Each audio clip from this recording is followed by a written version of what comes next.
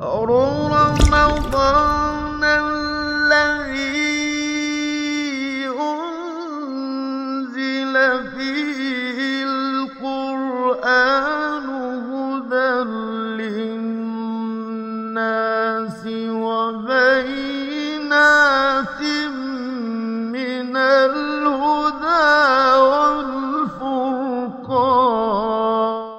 بسم الله الرحمن الرحيم, alhamdulillah wa salatu wa salam ala rasulillahi amma ba'd. Inch'Allah ta'ala, on se voit aujourd'hui pour notre 10e faïda et elle va concerner Surat Nisa et nous allons aborder le verset 164 bi'idhnillah. À savoir que le verset 164 se trouve ici et juste avant, on va aborder un petit peu, ou plutôt rapidement, le verset 163. Dans le verset 163, ce qu'on peut en comprendre, c'est que Allah dit au prophète Mohammed sallallahu alayhi wa sallam qu'il lui a fait une révélation comme il a révélé à Nuh et aux prophètes avant lui. D'accord, comme Ibrahim ou Ismaël ou Hakam. Ensuite, on en comprend aussi, donc ces deux versets-là, que Allah il a spécifié certains prophètes par rapport à d'autres en leur accordant certains privilèges. Comme par exemple Moussa ici. Allah dit wa kallama Allah Moussa taklima. Et Allah a parlé à Moussa réellement ou alors encore de vive voix. D'accord. Et nous, ce qui nous intéresse, c'est cette portion du verset. À savoir que Ahl Sunnati wal Jama'a, les gens de la Sunna, en fait, mettent en avant cette portion du verset pour argumenter le fait que Allah subhanahu wa ta'ala, il parle et qu'il a l'attribut de la parole. Tandis que les gens de l'innovation, parmi le Jahmiya ou l'Asha'ira ou le Kullabiya, eux en fait, ils voient que Allah ne parle pas réellement.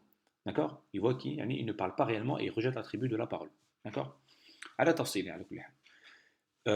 Et donc, en fait, nous, aujourd'hui, ce qu'on va essayer de faire, c'est voir comment les gens de la Sunna ont argumenté cette partie-là. D'accord. Comment ils ont utilisé cette portion du verset pour argumenter le fait que Allah subhanahu wa ta'ala, il parle réellement.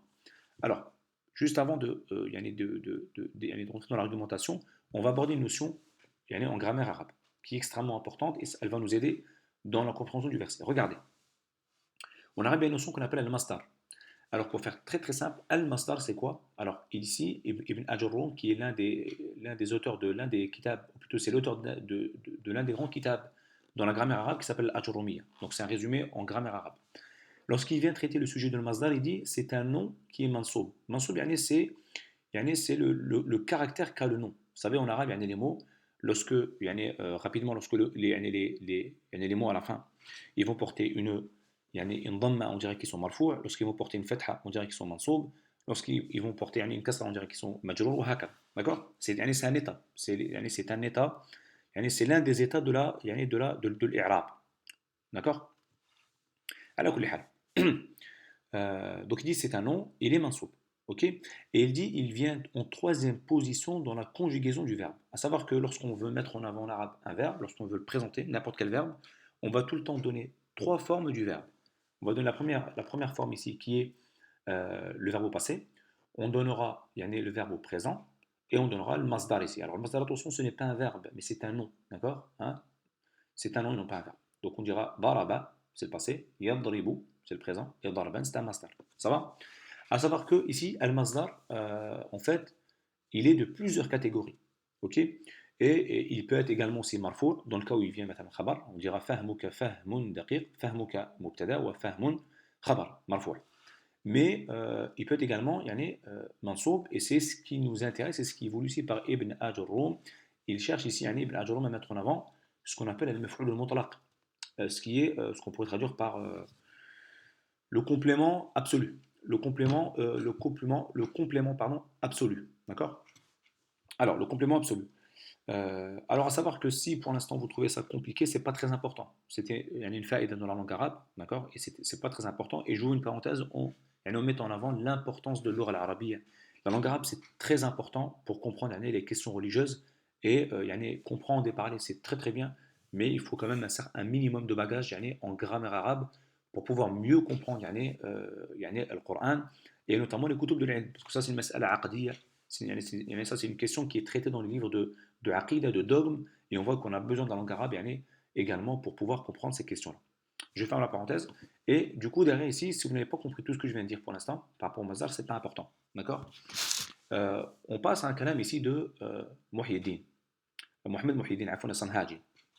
Donc Mohamed Muhyiddin As-Sanhaji, il a un kitab qui s'appelle Tuhfat as-Saniyya, et Tuhfat as-Saniyya, il vient expliquer l'Ajurumiyya, le livre de Ibn Ajurrum.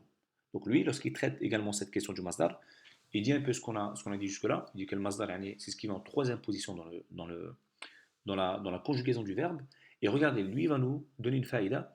Il va nous dire à quoi ça sert le masdar. En fait, il dit le masdar, il est de trois types, d'accord?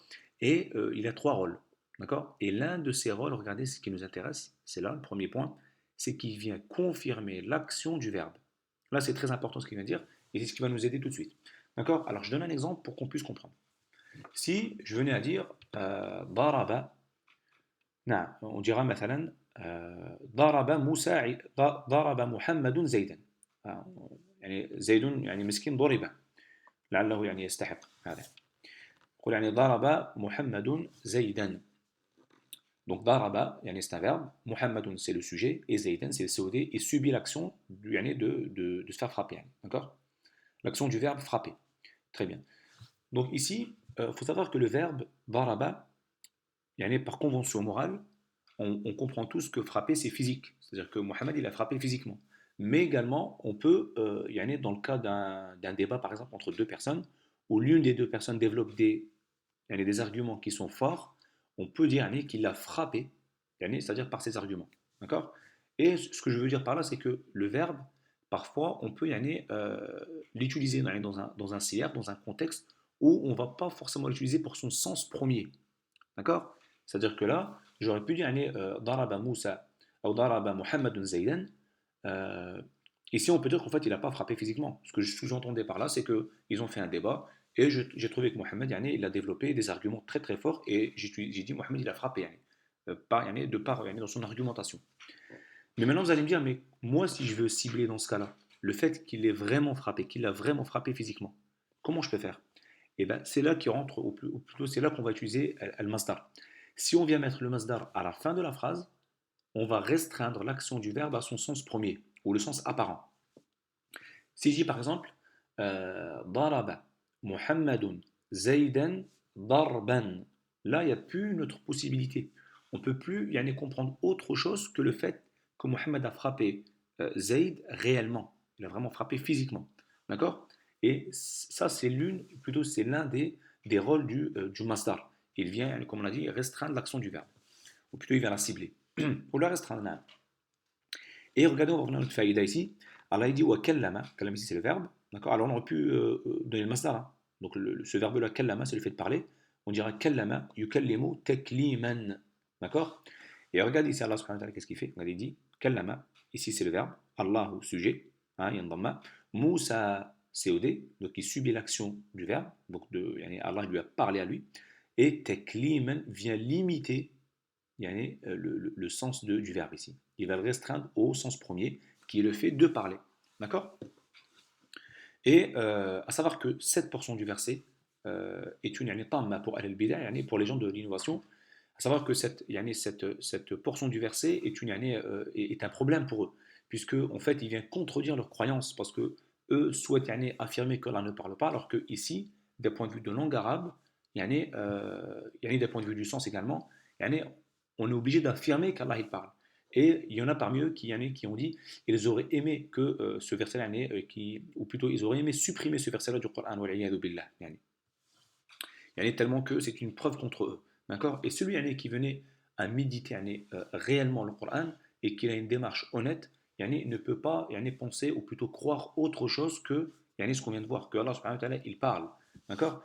Et on donne un autre verset ici, il y a une petite qissa ici, à savoir que l'une des grandes têtes de Al-Jahmiya, l'un des groupes égarés qui renie la tribu de la parole, en fait a été voir l'un des grands ulama de l'Ougha al-Arabiyya, Allah je crois il a été voir Ibn al-Ala Abu Amr, sahib al-Qira'at, il est parti voir l'un des grands ulama de l'Ougha al-Arabiyya et il lui a dit est-ce que tu peux me trouver un cas, ou plutôt une situation grammaticale, ou plutôt une astuce grammaticale, pour que je puisse dire que, en fait, Allah, c'est pas Allah qui a ici dans le verset, c'est pas Allah qui a parlé à Moussa, mais c'est l'inverse. Puisque ici, regardez, Moussa, ici c'est un alif, et là c'est un alif, donc là, c'est deux types de alif. Hein. Ici c'est alif memdouda, ici maqsoura. D'accord? Et en fait, sur le alif, généralement, les voyelles n'apparaissent pas. D'accord? Et en arabe, le sujet et le COD, en fait, prennent position, on les reconnaît en tant que tels, en tant que sujet, en tant que COD, de par la voyelle qu'il porte au-dessus. D'accord? Et lui, il s'est dit, ben, comme ici le alif, la voyelle n'apparaît jamais, les voyelles ne se prononcent jamais. D'accord? Moussa, quand bien même il y a une kasra, on dira toujours Moussa. Quand bien même il y a une fatha, on dira toujours Moussa. Quand bien même il y a un dhamma, on dira toujours Moussa. Et lui, en fait, il voulait dire wa kallama Allah Moussa. Et Moussa devient sujet. En fait, c'est Moussa qui a parlé à Allah. D'accord? Et Ibn Ala, il lui a dit yani, combien même, on part du principe que yani, on arrive à faire ça. D'accord? Combien même yani, on part du principe que. D'accord? Comment on peut faire pour yani, trouver une autre alternative ici dans ce verset-là, dans le verset dans l'Araf? Comment on peut s'en sortir yani, également dans l'Araf?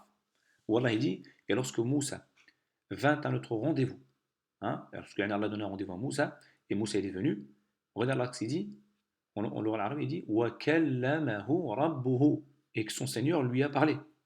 Donc ici, yani, il dit on ne peut pas s'en sortir parce que le texte il est clair que Allah il a parlé à Moussa. Et on ne peut pas jouer avec la grammaire pour pouvoir modifier le sens. D'accord? Et, euh, et d'autres versets vont dans ce sens-là. Yani. Si on va également dans Surat al-Baqarah, regardez dans le début, regardez bien ce qu'il dit. Allah dit parmi ses messagers, Tilka Rusul, il dit nous avons favorisé certains par rapport à d'autres. On voit que ici, le fait de les favoriser par rapport à quoi en fait? Regardez Allah, qu'est-ce qu'il dit après? Il en est à qui Allah a parlé. D'accord? Il en est à qui Allah a parlé. Et on a beaucoup de versets comme ça dans le Coran où Allah yani, il mentionne qu'il parle et que le Coran, c'est yani, sa parole ou hakala. D'accord? Mais yani, lorsque yani, on suit al-hawa, lorsqu'on suit yani, ses passions, et bien, yani, on peut même, quand bien même on a 1000 preuves devant nous, on ne va pas yani, les prendre en compte. D'accord? Et yani, une petite histoire qu'on pourrait yani, raconter ici yani, pour finir. Yani, l'un des ulama yani, rapporte une qissa. Il dit en fait yani, chez nos prédécesseurs, yani, dans les premiers siècles, ou plutôt chez nos ulama yani, qui nous ont précédés, en fait, l'une des ulama de la sunna, ou plutôt l'un des ulama de la sunna, il est rentré voir l'un des gouverneurs. Et chez ce gouverneur-là, il y avait l'une des têtes de l'égarement parmi le Jahmiya, d'accord, qui rejetait l'attribut de la parole. D'accord? Et en fait, lorsqu'il est rentré, ce savant égaré, il a dit au savant de la sunna, il lui a dit, qui appartient à la sunna, il lui a dit est-ce que tu dis que Allah il parle? Donc le savant de la sunna lui dit bien sûr, ben, c'est évident. Parce qu'il connaissait tous les preuves qu'on venait de citer nous, dans cette vidéo-là. D'accord? Il a dit c'est évident, le Coran est rempli de preuves. Et la personne de l'égarement lui a dit, dans ce cas-là, comment va ou plutôt qu'est-ce que tu vas dire à Allah subhanahu wa ta'ala, yawm al-qiyamah, lorsqu'il va t'interroger et il va te dire, euh, où est-ce que tu as vu, c'est-à-dire dans quel verset, ou plutôt où est-ce que tu as vu, ou plutôt qui t'a dit, ou plutôt où est-ce que tu as vu que je parle, parce que tu m'attribues l'attribut de la parole. Et ben le chef de la sunna, l'imam de la sunna, il lui a dit, ben, je lui dis maintenant, Allah, tu es en train de me parler. Hein, et on voit ici que dans la question, il y avait une réponse contre la personne qui a essayé de mettre mal à l'aise le savant de la sunna. Mais al-haq, il faut savoir que la vérité l'emporte tout le temps. Combien même le faux il est embelli, mais la vérité l'emporte tout le temps et c'est celle la vérité qui reste. Et le faux est amené à disparaître. On va s'arrêter là, Inch'Allah ta'ala, pour la vidéo d'aujourd'hui.